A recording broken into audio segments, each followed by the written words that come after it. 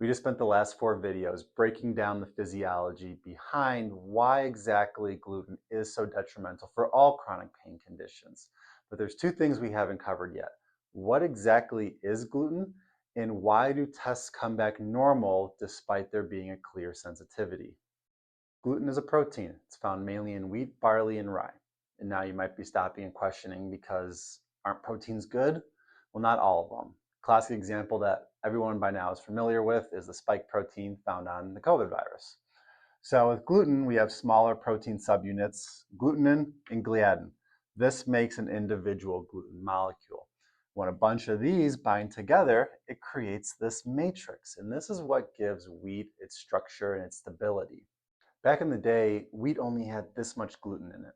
But then bakers realized gluten was what was making their doughs stickier and allowed them to rise more and have more versatility in what they were baking. So they started hybridizing the wheat so that it had more and more and more gluten in it. And now that's why we're starting to see more and more gluten sensitivities versus in the past. Testing for celiac disease is one thing, but testing for a wheat or gluten sensitivity is a whole different game.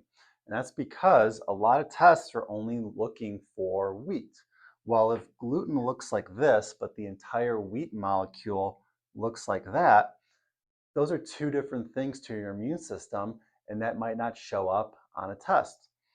Luckily, a lot of tests do go deeper and test for alpha gliadin, except for alpha gliadin is just one component of the entire gluten molecule. And there's 4 different types of gliadins. So if you're only testing for alpha, you're missing beta, gamma, and omega. But then you can test deeper and look for glutenin. Again, just one component of the gluten molecule. If you're testing for all of this, you're not going to see a sensitivity to just that, but your body is. And then there's wheat germ agglutinin, which is rarely tested for with gluten sensitivity. So when you take a whole bunch of gluten molecules and create this matrix, now we get this wheat germ agglutinin, which is this sticky protein called a lectin. And lectins in their own right are highly inflammatory and highly reactive to people's immune systems.